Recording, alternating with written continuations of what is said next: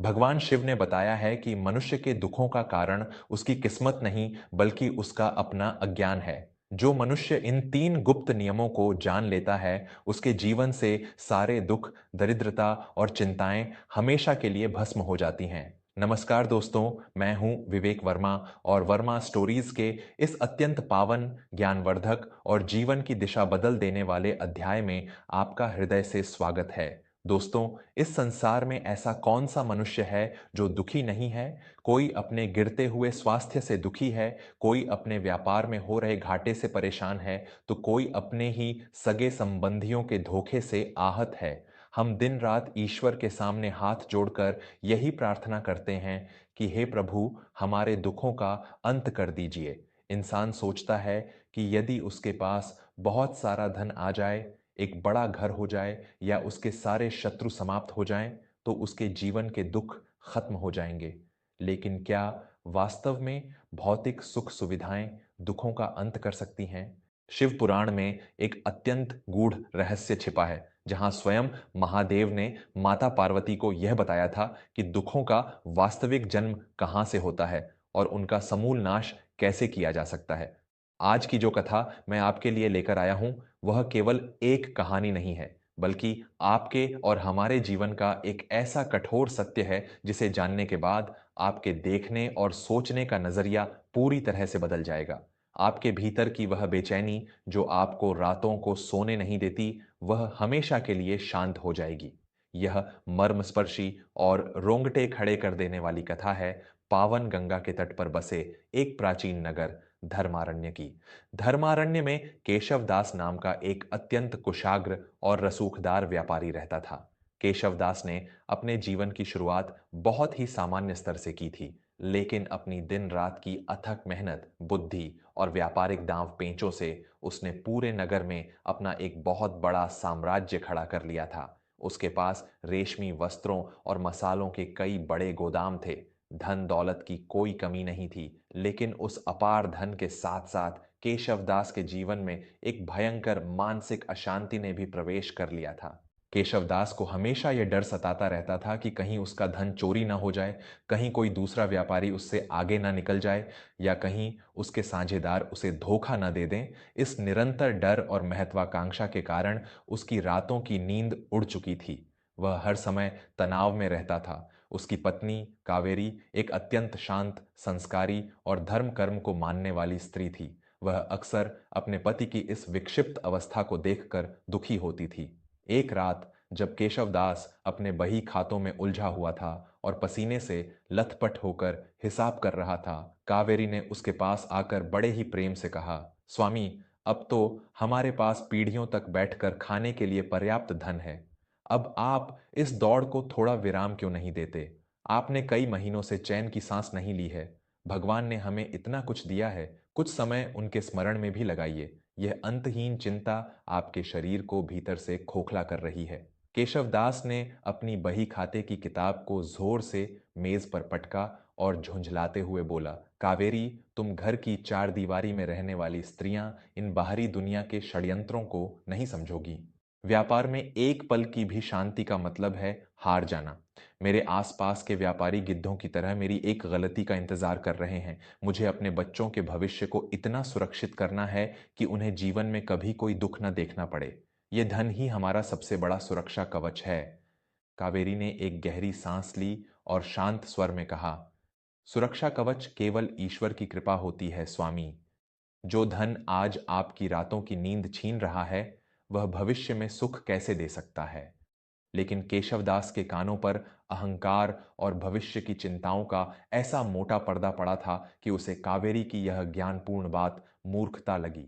समय अपनी गति से चलता रहा और फिर केशवदास के जीवन में वह भयंकर प्रलय आई जिसने उसके सारे सुरक्षित कवचों को ताश के पत्तों की तरह बिखेर कर रख दिया। धर्मारण्य नगर में उस वर्ष भयंकर वर्षा हुई। लगातार कई दिनों तक मूसलाधार बारिश होने के कारण गंगा नदी उफान पर आ गई और नगर में भयंकर बाढ़ आ गई। केशवदास के सारे बड़े गोदाम नदी के किनारे ही स्थित थे। एक ही रात में गंगा की उन उफनती लहरों ने केशवदास के रेशम और मसालों के सारे गोदामों को अपने आगोश में ले लिया। करोड़ों की संपत्ति पानी में बह गई या कीचड़ में दबकर नष्ट हो गई। जब सुबह केशवदास ने अपनी बर्बादी का वह मंजर देखा तो उसके पैरों तले जमीन खिसक गई। लेकिन यह तो केवल विपत्ति की शुरुआत थी। केशवदास का एक बहुत ही करीबी मित्र और व्यापारिक साझेदार था, गजाधर। गजाधर पर केशवदास अपनी जान से भी ज्यादा भरोसा करता था। जब बाढ़ आई तो गजाधर ने स्थिति का फायदा उठाया। उसने केशवदास की तिजोरी में बचा हुआ सारा नकद, धन और कुछ बहुमूल्य आभूषण रात के अंधेरे में चुराए और अपने परिवार को लेकर नगर से हमेशा के लिए भाग गया। केशवदास रातों रात अर्श से फर्श पर आ गया। जिन लोगों से केशवदास ने व्यापार के लिए कर्जा ले रखा था, वे सब गिद्धों की तरह उसके घर के बाहर जमा हो गए। लोगों ने उसे गालियां दी, उसका अपमान किया। अपने कर्जदारों का पैसा चुकाने के लिए केशवदास को अपनी वह आलीशान हवेली, अपनी पत्नी के बचे हुए गहने और अपनी गाड़ियां सब कुछ नीलाम करना पड़ा।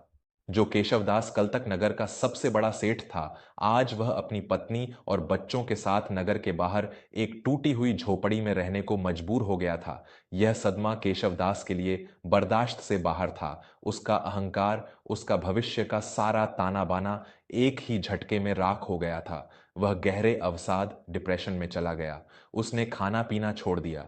वह दिन रात केवल अपने लुटे हुए धन और गजाधर के धोखे को याद करके रोता रहता। हे महादेव, मैंने ऐसा कौन सा घोर पाप किया था जिसकी इतनी भयंकर सजा आपने मुझे दी? मेरा सारा जीवन खत्म हो गया। मेरे अपनों ने मुझे लूट लिया। मेरे पास अब जीने का कोई कारण नहीं बचा है। मेरे हिस्से में केवल असीम दुख और यह अंधकार ही क्यों आया?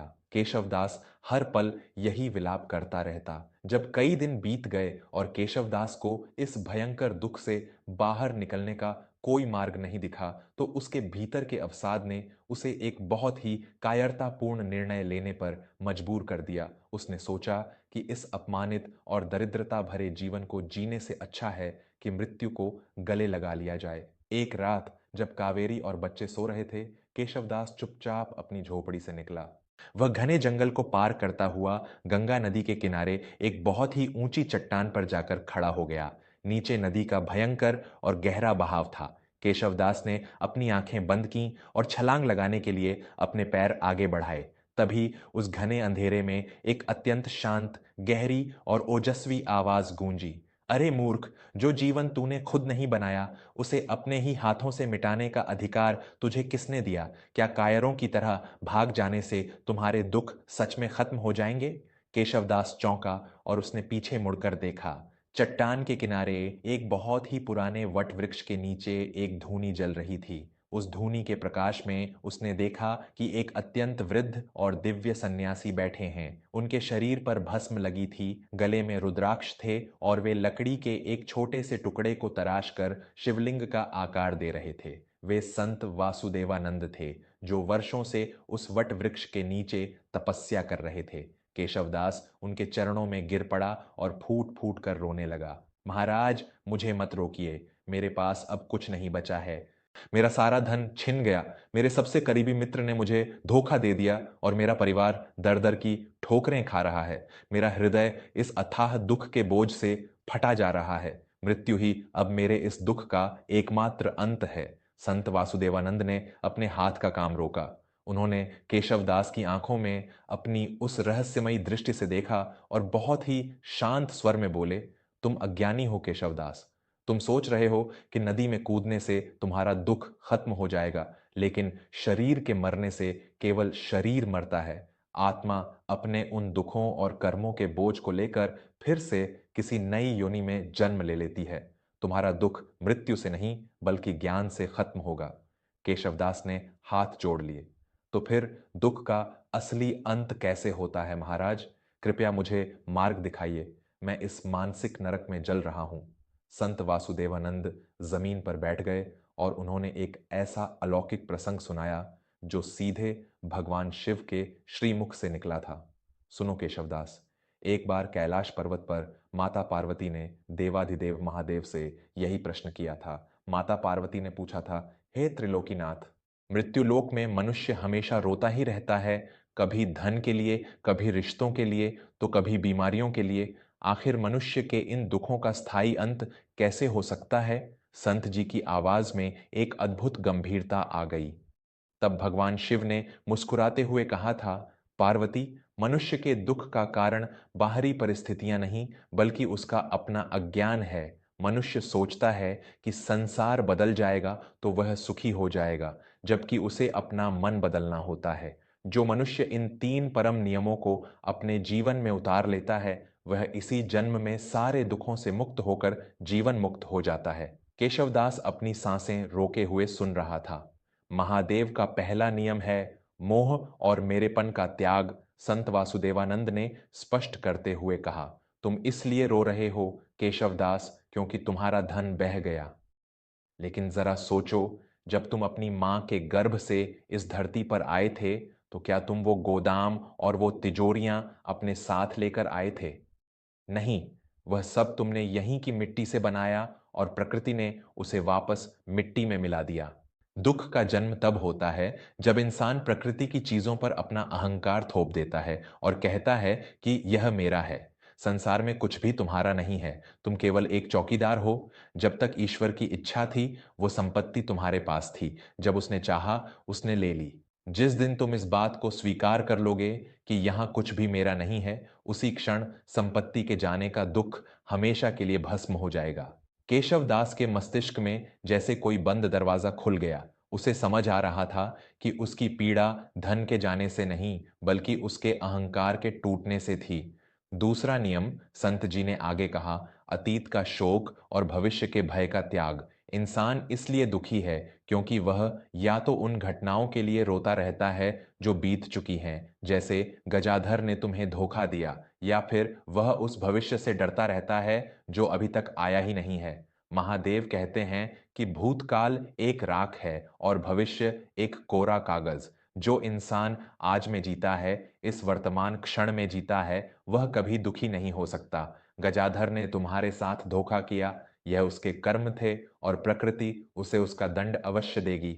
लेकिन तुम उसके कर्मों को याद करके अपना वर्तमान क्यों जला रहे हो? केशवदास की आंखों से अब पश्चाताप के आंसू बह रहे थे। उसे याद आ रहा था कि कैसे उसने भविष्य की अंधी दौड़ में अपना स्वास्थ्य और अपने परिवार का वर्तमान सुख नष्ट कर दिया था।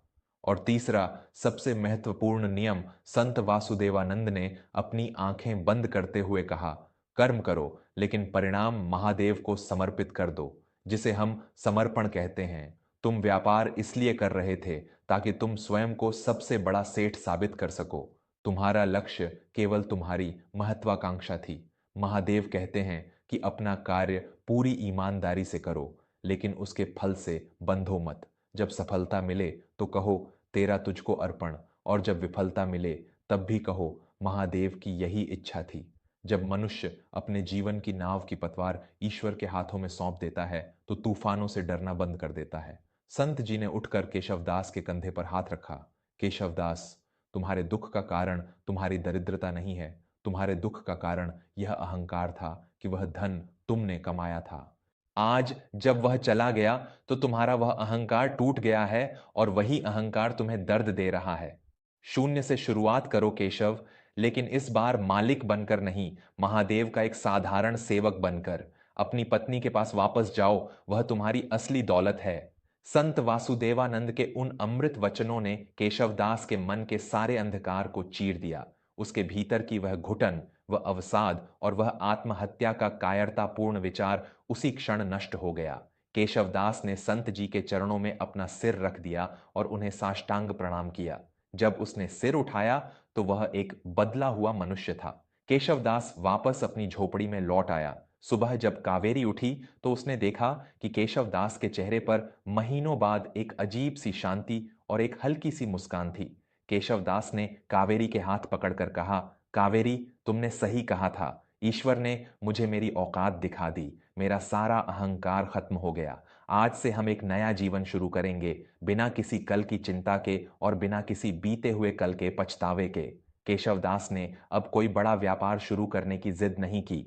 उसने जंगल से कुछ लकड़ियां और सुगंधित जड़ी बूटियां इकट्ठी की और कावेरी के साथ मिलकर घर पर ही सुगंधित धूप और अगरबत्तियां बनाने का एक बहुत ही छोटा सा काम शुरू किया।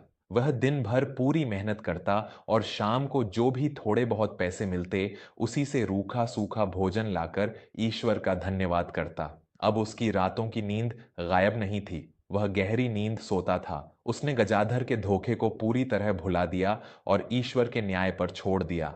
चमत्कार रातों रात नहीं होते, लेकिन जब इंसान का मन शांत होता है तो उसके कर्मों में एक अलौकिक शक्ति आ जाती है। केशवदास की बनाई हुई धूप में एक ऐसी शुद्धता और सुगंध थी कि धीरे धीरे आसपास के नगरों के बड़े बड़े मंदिरों से लोग उसकी धूप खरीदने आने लगे।